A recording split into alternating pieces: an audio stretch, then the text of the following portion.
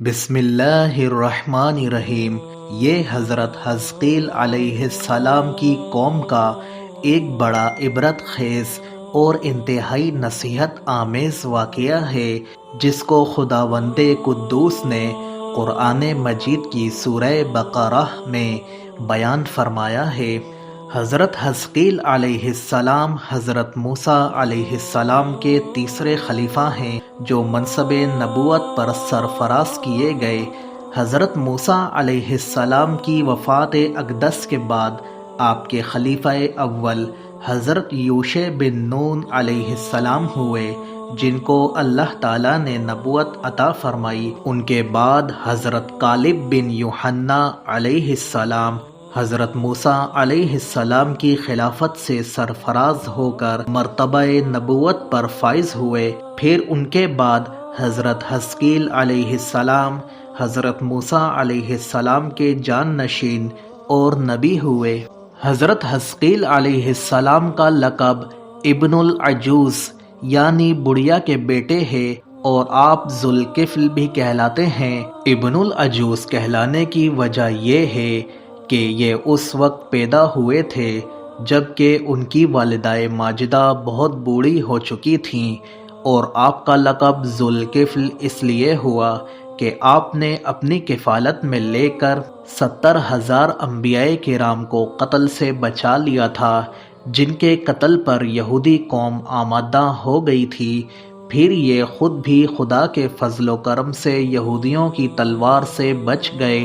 اور برسوں زندہ رہ کر اپنی قوم کو ہدایت فرماتے رہے۔ اس کا واقعہ یہ ہے کہ بنی اسرائیل کی ایک جماعت جو حضرت حزقیل علیہ السلام کے شہر میں رہتی تھی، شہر میں طاعون کی وبا پھیل جانے سے ان لوگوں پر موت کا خوف سوار ہو گیا اور یہ لوگ موت کے ڈر سے سب کے سب شہر چھوڑ کر ایک جنگل میں بھاگ گئے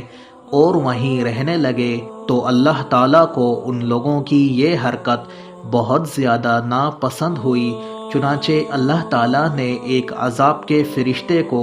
اس جنگل میں بھیج دیا جس نے ایک پہاڑ کی آڑ میں چھپ کر اور چیخ مار کر بلند آواز سے یہ کہہ دیا تم سب مر جاؤ، اور اس مہیب اور بھیانک چیخ کو سن کر بغیر کسی بیماری کے بالکل اچانک یہ سب کے سب لوگ مر گئے جن کی تعداد 70,000 تھی۔ ان مردوں کی تعداد اس قدر زیادہ تھی کہ لوگ ان کے کفن و دفن کا کوئی انتظام نہیں کر سکے،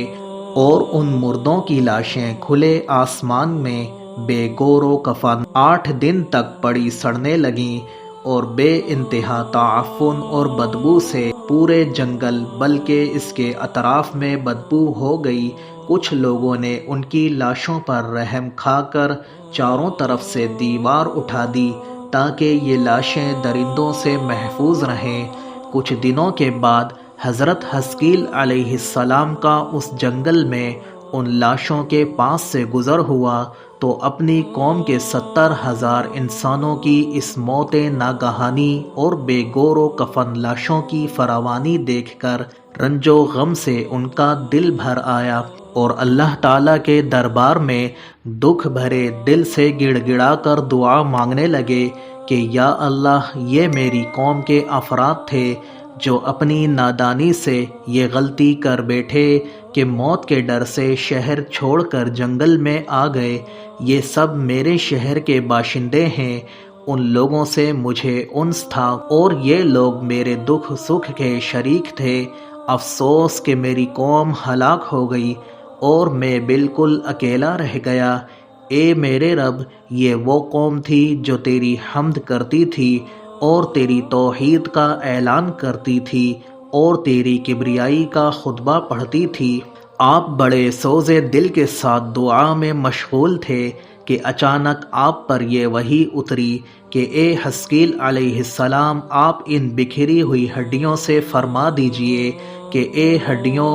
بے شک اللہ تم کو حکم فرماتا ہے کہ تم اکٹھا ہو جاؤ۔ یہ سن کر بکھری ہوئی ہڈیوں میں حرکت پیدا ہوئی اور ہر آدمی کی ہڈیاں جمع ہو کر ہڈیوں کے ڈھانچے بن گئے۔ پھر یہ وحی آئی کہ اے حزقیل علیہ السلام آپ فرما دیجئے کہ اے ہڈیوں، تم کو اللہ کا یہ حکم ہے کہ تم گوشت پہن لو۔ یہ کلام سنتے ہی فوراً ہڈیوں کے ڈھانچوں پر گوشت پوش چڑھ گئے۔ پھر تیسری بار یہ وحی نازل ہوئی، اے حزقیل علیہ السلام اب کہہ دو کہ اے مردوں، اللہ کے حکم سے تم سب اٹھ کھڑے ہو جاؤ۔ چنانچہ آپ نے یہ فرما دیا تو آپ کی زبان سے یہ جملہ نکلتے ہی 70,000 لاشیں دم زدن میں ناگہاں کھڑی ہو گئیں۔ پھر یہ لوگ جنگل سے روانہ ہو کر اپنے شہر میں آ کر دوبارہ آباد ہو گئے اور اپنی عمروں کی مدت بھر زندہ رہے، لیکن ان لوگوں پر اس موت کا اتنا نشان باقی رہ گیا کہ ان کی اولادوں کے جسموں سے سڑی ہوئی لاشوں کی بدبو برابر آتی رہی، اور یہ لوگ جو کپڑا بھی پہنتے تھے وہ کفن کی صورت میں بدل جاتا تھا، اور قبر میں جس طرح کفن میلا ہو جاتا تھا ایسا ہی میلا پن ان کے کپڑوں پر نمودار ہو جاتا تھا۔ یہ عجیب و غریب واقعہ قرآن مجید کی سورہ بقرہ میں خداوند قدوس نے اس طرح بیان فرمایا، اے نبی کیا تم نے نہ دیکھا انہیں جو اپنے گھروں سے موت کے ڈر سے نکلے اور وہ ہزاروں تھے، تو اللہ نے ان سے فرمایا مر جاؤ، پھر انہیں زندہ فرما دیا۔ بے شک اللہ لوگوں پر فضل کرنے والا ہے، مگر اکثر لوگ ناشکرے ہیں۔ بنی اسرائیل کے اس واقعے سے یہ سبق ملتا ہے کہ آدمی موت کے ڈر سے بھاگ کر اپنی جان نہیں بچا سکتا، لہٰذا موت سے بھاگنا